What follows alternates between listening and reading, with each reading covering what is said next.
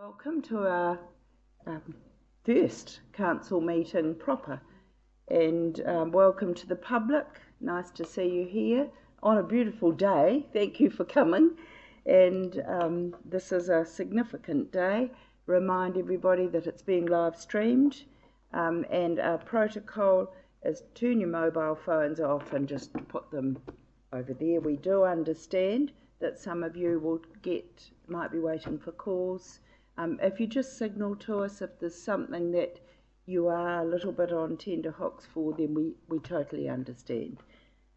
So we will take a break too to clear any urgent messages. So if there is any concern from anybody, just let me know through the chair. Thank you. And I now ask Councillor Maxwell to open the meeting with the council prayer.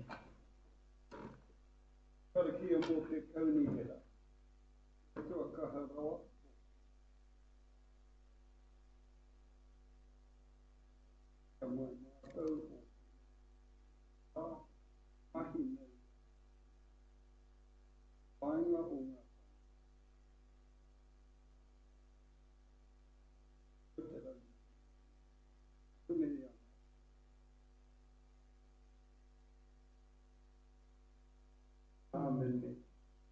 Almighty God, who alone is the leader of all mankind, fountain of all men, send thy blessing today as we try all things good.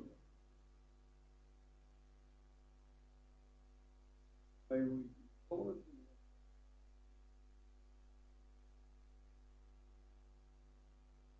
Thank you.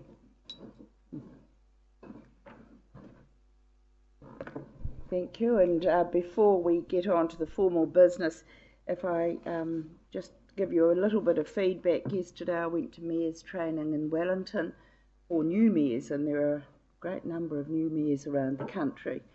And we were very proud to have already noted the diversity of our council and that we're underway. Some councils are yet to have their swearing in.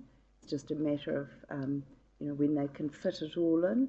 So we're well down the track being on with our business at this stage.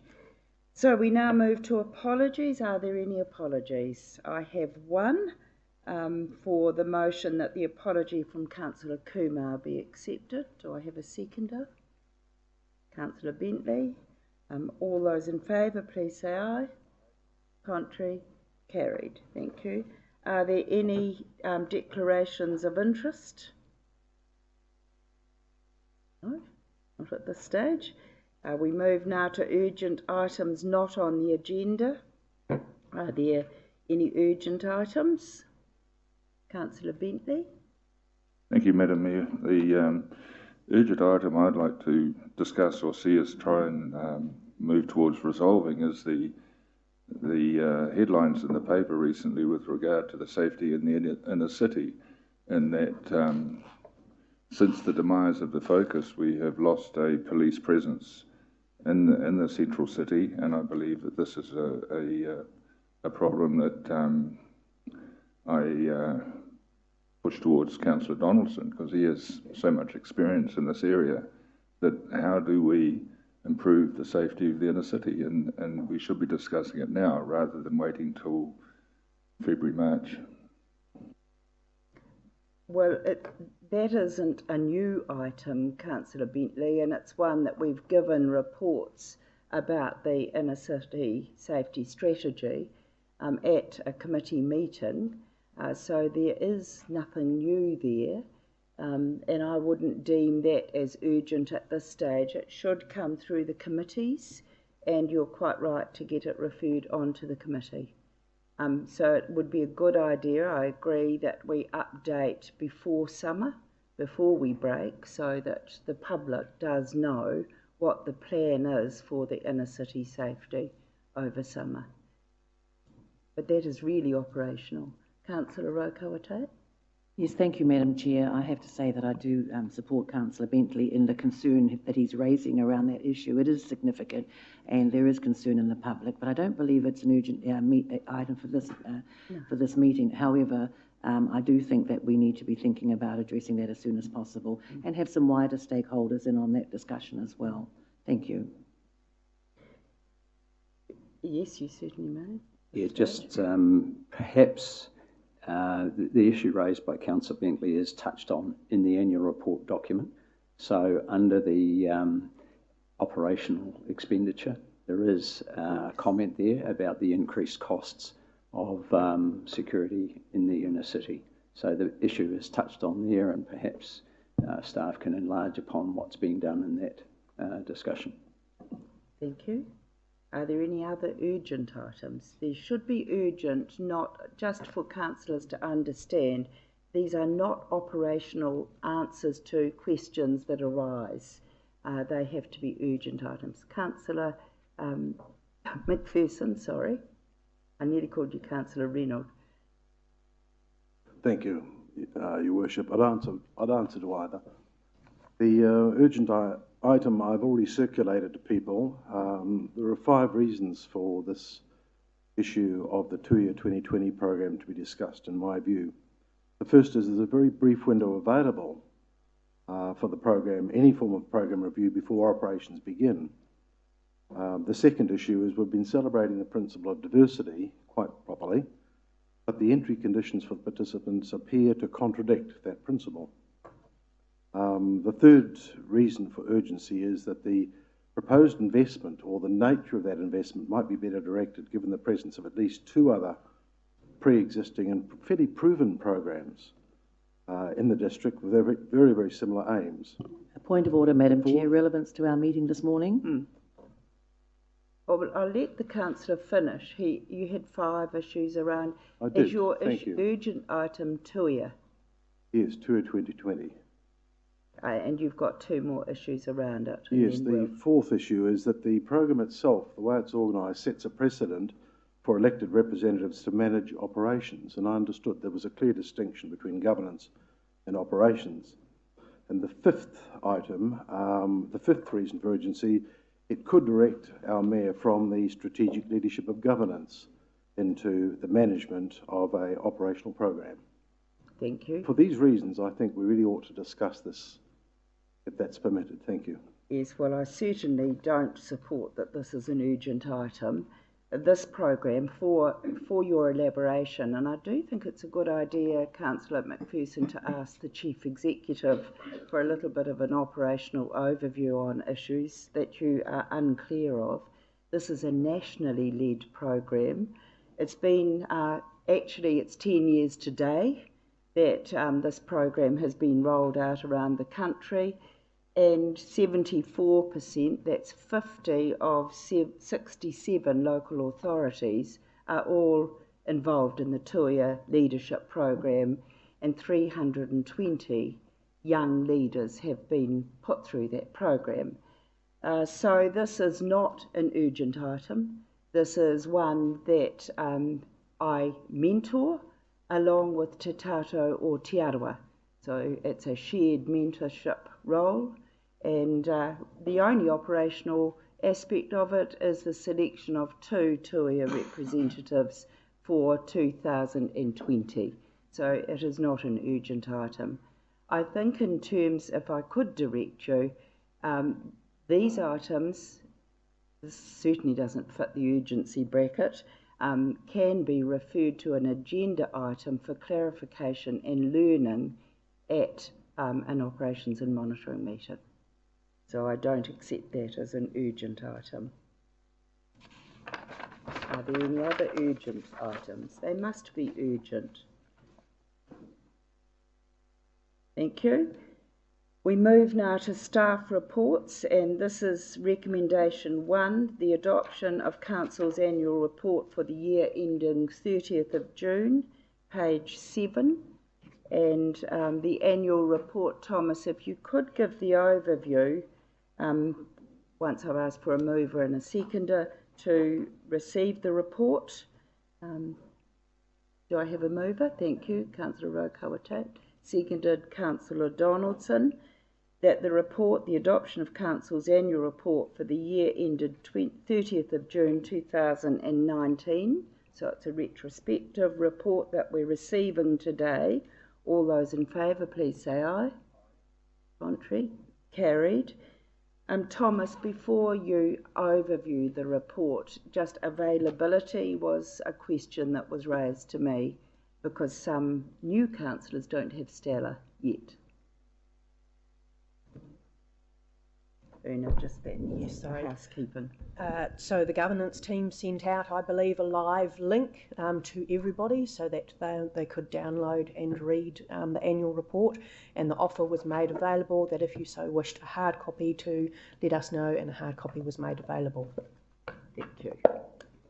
And that's a good learning. That is our democracy team, always ready to help you. So thank you for that clarification. Point of order. Yes. Point of order. I'm sorry to interrupt, but the moment I got the notification of the availability at that link, I went to it and downloaded and found it unreadable. I immediately sent an email to the person that had sent it to me asking for hard copy so I'd had adequate time to read before this meeting. That wasn't provided.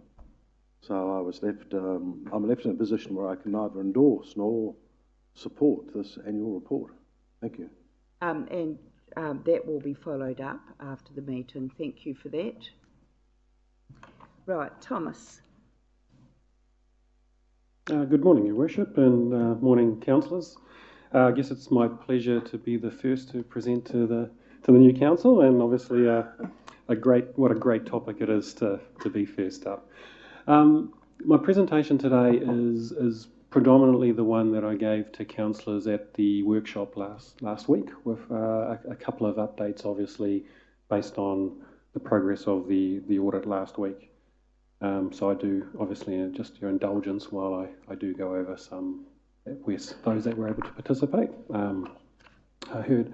So just a reminder with regards to that each year we are required to provide an annual report. The annual report, in essence, compares what we said we were going to do and what we actually did. And it provides, obviously, that snapshot at the 30th of June 2019 with regards to how the previous year went. So for those that aren't familiar, so this financial year that we're talking about was the first year of the 2018 to 28 long-term plan. So obviously from a financial and a performance perspective, we are comparing ourselves against year one of the long-term plan.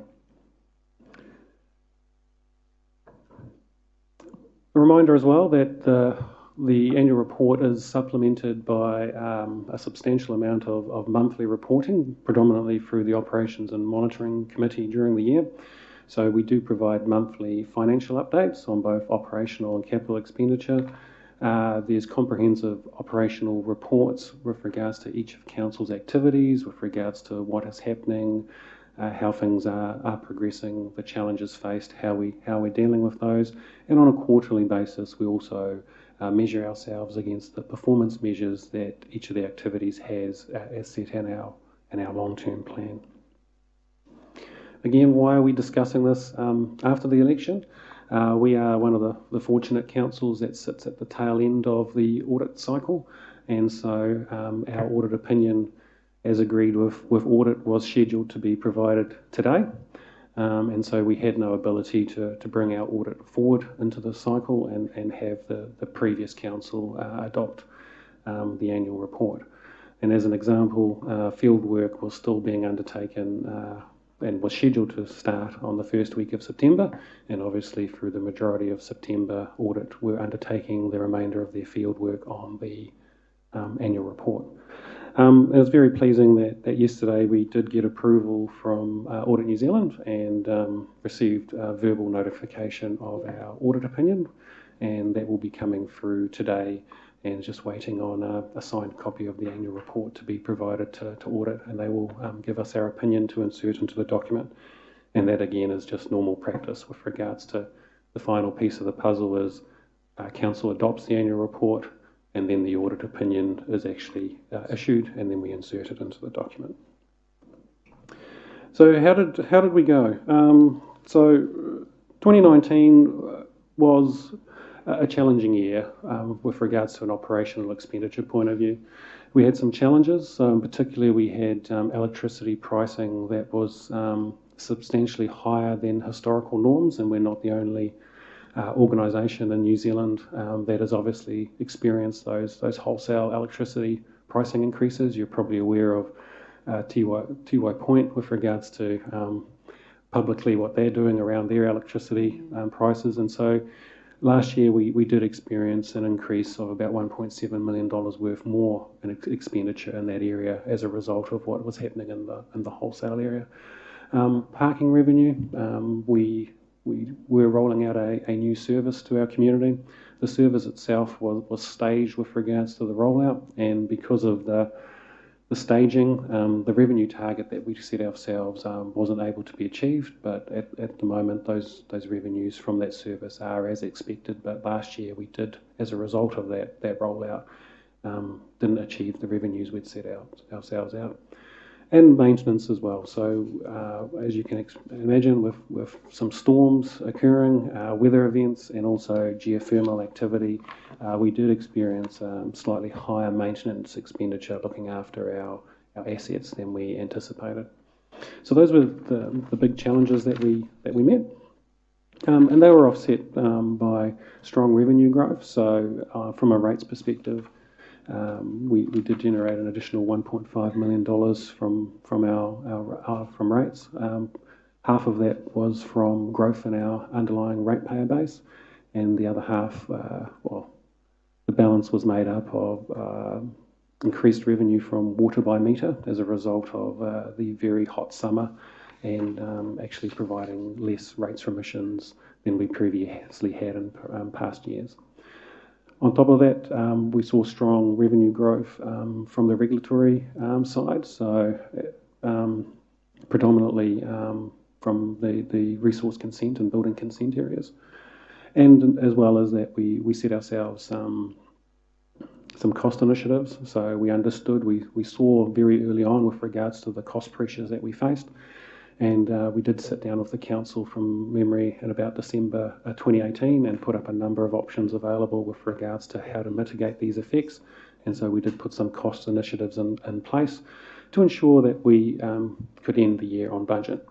And it's very pleasing to say that through that we did end the year from an operating budget perspective within 0.3% of our operating budget.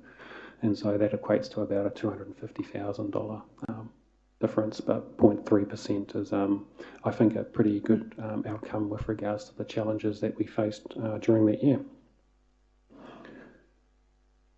What we then do is we take that result that people understand and that we provide your councillors on a monthly basis, and then we go in and do our audit adjustments, and in particular there's a number of non-cash adjustments and accounting entries that we do. And I do joke with my friends that we take a result that people understand and turn it into something that only accountants and auditors understand, but bear with me. So what we had was an operating result of a $3.9 million position, against which was within 0.3% of budget. We did face additional depreciation expenditure, and that was as a result of prior years' capital asset revaluations that resulted in us recalculating depreciation, and therefore we faced additional depreciation in this year. Just to give you some comfort that we have accounted for that already in this year's annual plan. However, we do have a challenge ahead going forward with regards to considering the impact of how we fund that in this coming annual plan, and in particular the next LTP. We also wrote off $2.8 million worth of assets. Now, that's quite common and not something that we budget for. Now, what that is that as we replace our assets, and we replaced about $55 million worth of assets last year, is that whatever the book value or the residual value of that asset is on our books is written off, and it's replaced with a new asset in our accounting register. So that's a common transaction. And the reason why we don't budget for it is it's a little unknown as to what that number will be until during the year, we decide on obviously which assets to replace based on their condition assessments and etc. We also had a little bit of movement between items that were budgeted for and accounted for as CapEx and then was moved to OpEx. And the big one there was predominantly a public engagement program amongst road safety that we budgeted for in CapEx, and it's fully funded by NZTA. So obviously it had the full funding to offset it, but from an end-of-year accounting perspective, it's moved to an operating expense, and obviously the revenue that offsets it is also recognised as in the operational area as well. So there's a net effect. Bad debts. So at the end of the year, we also look at our bad debts register, and in particular from the rates perspective, and that's what we call the statute barred. So after a determined period, we're no longer able to actually collect on that debt, and so we do write that off. And then we also have a number of other adjustments that take place as a result of audit and the application of normal accounting standards. And so we saw some annual leave accrual adjustments, sick leave adjustments. A big one was the landfill aftercare provision. Saw a substantial change in that area, and various other accounting entries resulted in 867,000 of non-cash adjustments. And then we bring in all the capital revenues, which help support our projects. And so overall, council ended the year with an $8 million surplus. So again, just a pretty pleasing result in light of the challenges that we did face in our operating areas. From a capital expenditure point of view, the budget that we set ourselves out was 77.1 million. We ended the year 56.1 million. There was reasons as to why we didn't spend the full amount, and predominantly was the deferral of the expenditure on Shimpack, obviously awaiting on a final business case and funding. The aquatic centre as well, just finalising the business case around the work that's to be undertaken there, and Kudau Park. And that was offset by 72% of obviously the total capital spend that we planned to do. A high proportion of that was actually on improving our infrastructure. So 62% of the actual spend was increasing our infrastructural base, and the balance of it was renewing our existing infrastructure. And you'll see there that one of the big items in that year was the completion of the Rotorua treatment plant and part of the network, and that contributed to 17.5 million of the total spend. And obviously that's a project that will span over a number of years still going forward. $13 million of roading works. The Waka Forest project with regards to, that was predominantly the Long Mile upgrade, $2 million, and the lakefront with regards to the pre-work, the business casing, and the initiating works on that. And as well, many of you will see the Civic Centre is predominantly now well over 50% through its renovation, with regards to the majority of that is actually the replacement of the infrastructure that many people don't actually see in the ceilings and the walls. And that project itself now has 18 months left on it before the majority of the Civic Centre will be renovated and refreshed as well. So what does that all mean? Because ultimately it comes down to what does that mean with regards to our cash on hand and our debt. So in a year that we planned to borrow $30 million, we only borrowed 16.8. In a year where we anticipated our cash reserves to reduce by 200,000, they actually increased by 6.4 million. So in the end, in a net effect, we had a $10 million change compared to a $30 million budgeted change. So we did in the year 20 million better than that was anticipated. So quite a pleasing result on that one. With regards to the prudence measures, so many of you recall that back in 2014, the Department of Internal Affairs introduced new legislation and required us to present certain information across all councils in a standardised format. And so these are just some of the key measures that we draw out with regards to understanding what the impact of obviously our operational result was. So From a debt servicing perspective, we set ourselves a benchmark of no more than 10% of our revenue should go towards the servicing of our debt. And so it's pleasing that that measure itself ended up at 6.1, and you'll see there over the years since 2015 that cost as a percentage of our total revenue has steadily declined and is holding at around that 6%. The debt control, the line means the target with regards to what we'd set ourselves as the amount that we were planning to borrow in our long-term plan, and the bar there shows that we borrowed 91% of what we thought we were going to be, and that obviously reflects the reduced borrowings that we had to do as a result of generating the operational cash flows that we said we would, which is effectively that graph below on the cash flow. So we did generate 100% of the operational cash flows that we set out to be, and obviously the reduced expenditure and capex helped ensure that we borrowed less. And the balanced budget with regards to that perennial measure of are we earning more than what we're spending from an operational perspective, and as you can see there, we ended the year at 102%. So we had roughly 102% of revenues compared to our cost base. And so with that, I'm open to any questions. I'm sure there will be. Councillor Donaldson, and then Councillor Bentley.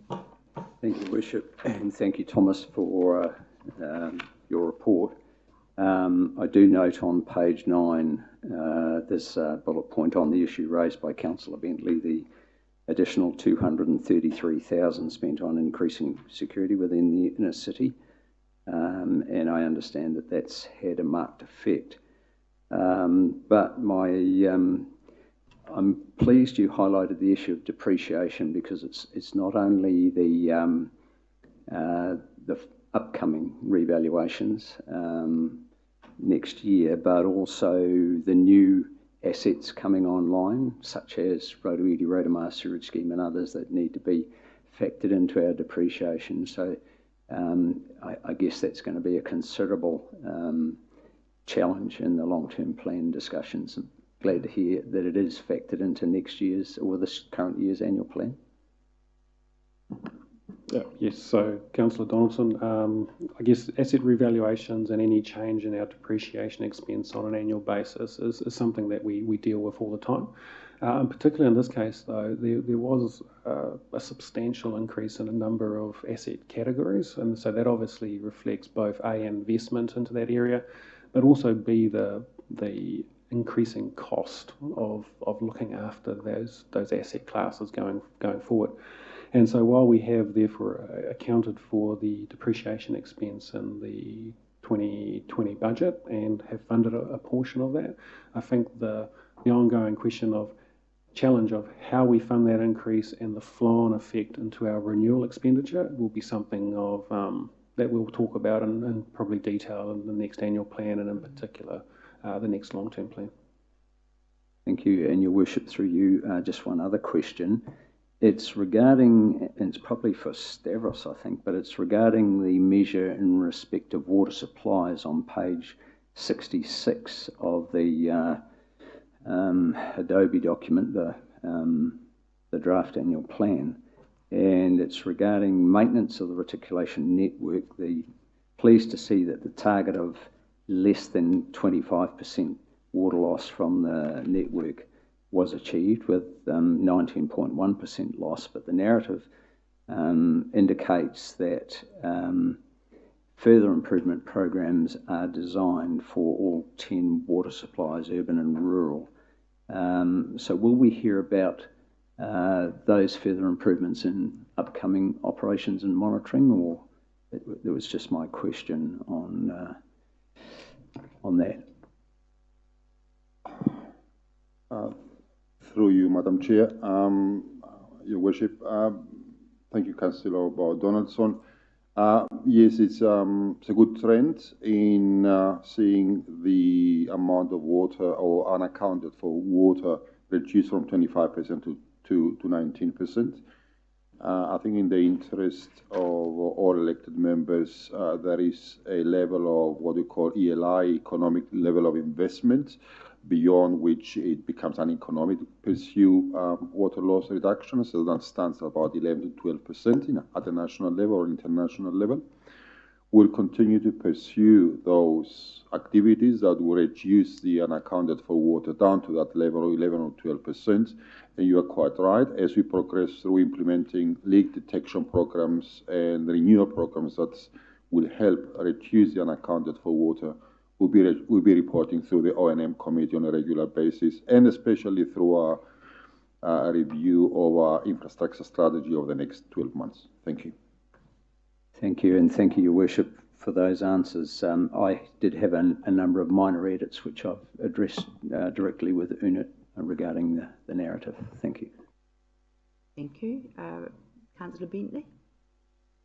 Thank you, Madam Mayor. It's with regarding to the parking revenue that you seem to have underestimated the efficiency of the system that we're now being subjected to, and that there's two things that's killing off the inner city at the moment. Is first of all your risk being accosted, but secondly, the parking at the moment is just not working as it should, and people are actively staying away from the centre of the city. From Councillor Bentley, these must be annual report financial questions about the revenue.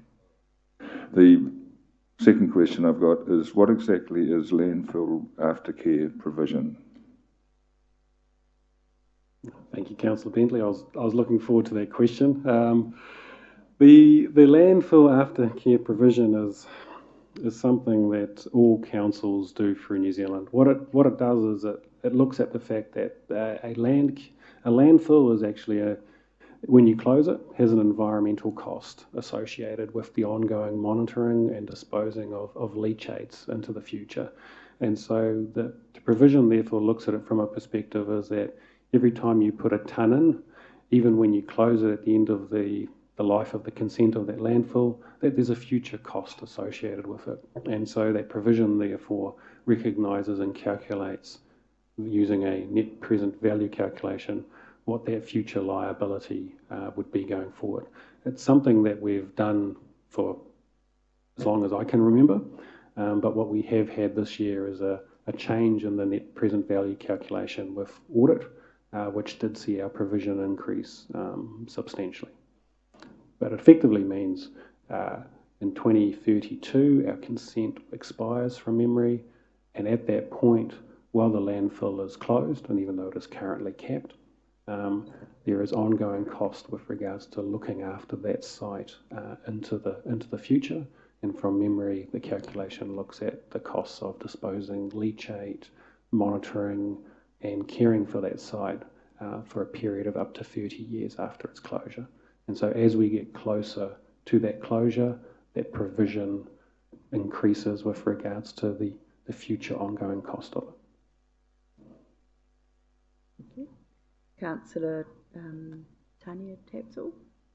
Thank you, Madam Mayor. And can I firstly acknowledge that one of the most significant differences of this annual plan compared to any others is a significant level of partnership funding that we have managed to lock in to help get our major projects achieved. So first of all, I just want to thank you, Mayor Chadwick, for your leadership, and also the staff that have allowed that to happen. The question that I had was around pensioner housing, actually, and it's because we've mentioned it in the annual plan for 2019-2020, but I haven't seen it come through in the report, so I do just have a question on that, on the cost, because as you are aware, we do maintain 152 units across 5 different sites here in Rotorua of pensioner units, and it is likely that significant investment will be required in the near future.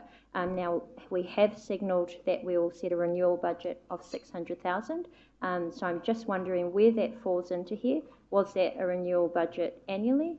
And also, will that then be looked at in the long-term plan? So it's obviously a significant project that we're going to have to bring in terms of our social housing policy here that we currently have in council, but I'm just not sure you know, we've signalled in the annual plan, but I'm not sure where we're seeing that in the annual report, because it is a significant issue as we continue to get an ageing population. And I just want to make sure that we're continuing to keep our foot on that pedal as we continue with this annual plan. So, Councillor, that you did highlight a significant increase to the reinvestment into that infrastructure. That's for the current year, or the year that follows this. So, in the annual plan itself, I think we probably had less than half that level of renewal into the pensioner flats. So we will be able to give you an update at the next O&M with regards to how we're progressing. But while I'm here, and I can quickly do that, we're currently in the process have just gone out to market and are refurbishing 9 of our 100 and something units. There are 9 that are currently vacant, so they are getting full double glazing, full insulation, pretty much full rebuild, and then the tenants will move across into those, and the ones that are vacated will then be renewed on an ongoing cycle. So we have a program in place now to hopefully over the next 6 to 7 years have renewed pretty much all our units. Thank you, Thomas. And just on the social housing, we also tried to find a partner for the pensioner units, unsuccessful, so we have to maintain the asset. I think that was a strategic decision of council that came back to us. And just my second question was from page 42, which was under the highlights for 2018-2019. Within that highlight, we mentioned the draft climate change action plan. As you're aware, we've done significant stakeholder engagement around that, and also supported the Student Strike for Climate Change in terms of holding workshops with them to get some practical solutions. I know the community are very excited about this and want to see how council's turning their feedback into action, but it hasn't been uploaded online, or isn't successful, it hasn't been shared with the public yet. So I'm just wondering whether that draft climate change action plan could get uploaded, or some information given back to the stakeholders, because I am being asked, so what was the follow-on for that? So just a small question there that we could follow up with later. Look, I'll answer that. I think we're getting into the areas of when we're going to have workshops, and we'll be discussing what are the key areas that we're going to get into in the next triennial. That's certainly an area that I'm sure will come out at a workshop. I note you're wanting the report findings online. It's not really annual report, but it's part of our business. Councillor Trevor Maxwell. Thank you, Madam Mayor. Mr. Colley, I saw on one of the slides there the 23 million that we got capital revenue. I assume most of it came from the Provincial Growth Fund. And I guess the balance is going to come in next year's annual plan. But can you confirm for me the total amount that we receive from the Provincial Growth Fund, please? I've seen some reports with the amount. 52.7. Yeah, 52.7. So, Councillor, of that 23.7, actually a good portion of it is from NZTA, who obviously provide a well over 50% subsidy for the roading network. So that's by far the predominant one. And of that, there's other capital contributions as well, but the balance of it is so that full PGF funding predominantly for the lakefront and the Waka projects. Yes. Yeah. So that full amount again, 52.7. 52.7.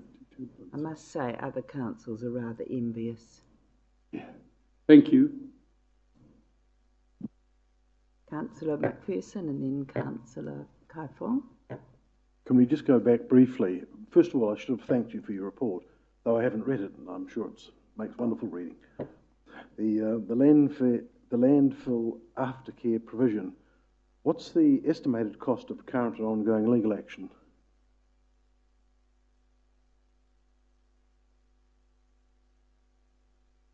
You'll see that in our contingent liability note, it makes full disclosure of what we are allowed to disclose, and so I will leave it at that. So for those councillors and that's all I'm actually allowed to say by the judge. perhaps that's a comment that the Chief Executive could make. This isn't closed yet. Leave it. He's answered that. Councillor Kaifong. Thank you, Thomas, for that report.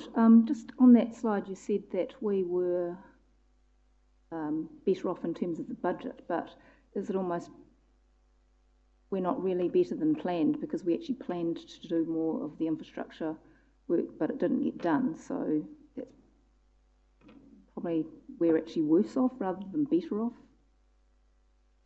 Well, we're in exactly the same position, Councillor. So while it's pleasing that we didn't borrow as much, it's probably recognition as well that part of the reason for that is some of those projects that we're going to borrow were deferred, and we're now doing in this financial year, so the timing of the borrowings changed.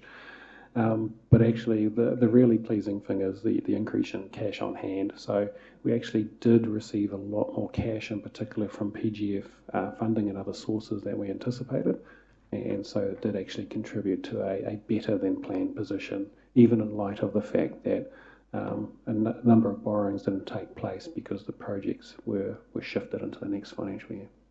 Okay, and just one other question just around the electricity, because you said that was a major contribution to some losses. So in terms of going forward, or just from my understanding, what's the process to try and ensure that that doesn't happen again? Is there a review around hedging, or is there a review around how we purchase electricity? Or yeah, so we've met regularly with our energy advisor. So the goal was to enter into a fixed price agreement before the summer period at a price that it was obviously acceptable to us, and we were targeting a certain dollar amount for that. Unfortunately, we haven't got anywhere close to that with the fixed pricing, so all the forward pricing takes into account a substantial amount of uncertainty and volatility. So by entering into a fixed price agreement, and we would have had to enter into probably a 3 or 4 year agreement to get the most favourable rate available, would have meant that we would have faced locked in substantial budgetary expenditure increases. So at the moment we are still purchasing at the spot rate and monitoring, and every 2 weeks we engage with the market with regards to understanding where the fixed pricing is and what the options are. And at the moment the view is that the long-term pricing and fixed pricing is still far too high and would lock us into a really difficult position, and so we are staying on floating until that pricing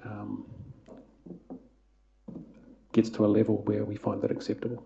Yeah. But we are this financial year experiencing price pressures again, just like everyone else. But it's something that we do, as I said, monitor daily, weekly, and every fortnight we meet with our energy advisor to understand where the world is and what our options are. thank you. Thomas, I've just got a question and then an observation. The question was about the storm and the floods that we had. And did we receive any insurance relief from earthquake and war damages or insurance? Not for the flood. So the flooding, I guess, is April 18, I think you're referring to, Your Worship. So the majority of that was damage to roading infrastructure, and Stavros and his team put a package of works together where I think from memory NZTA funded 75% of it or something along those lines. So we did incur about, I think, 6 to 7 million of additional expenditure with, as I said, 75% of it funded by NZTA. And the observation, congratulations. I think this is an outstanding year-end position, given the challenges that we face this year. And it's just ironic, isn't it, that most of us heard the rhetoric that debt's out of control. Do you want to speak to that?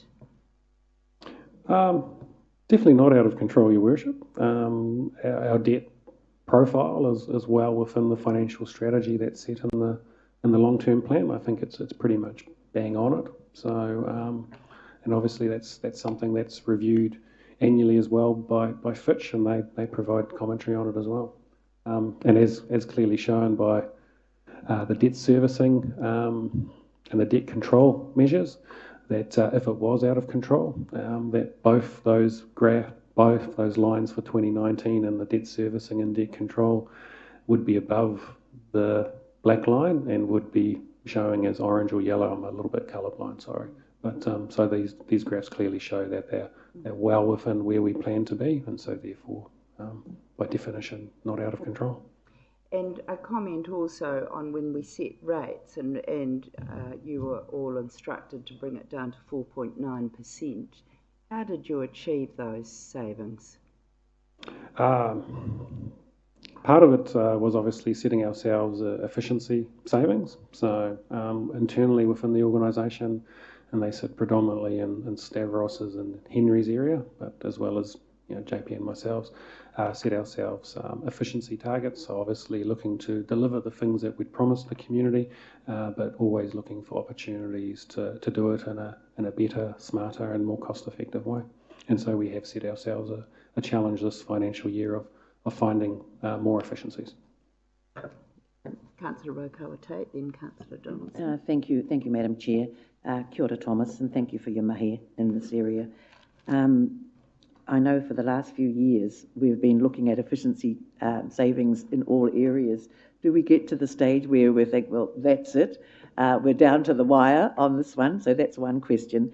And when I look around, I think there's possibly only two of us here at the table who aren't ratepayers. So as councillors and as ratepayers, we're always trying to make sure that we're getting the best bang for our buck.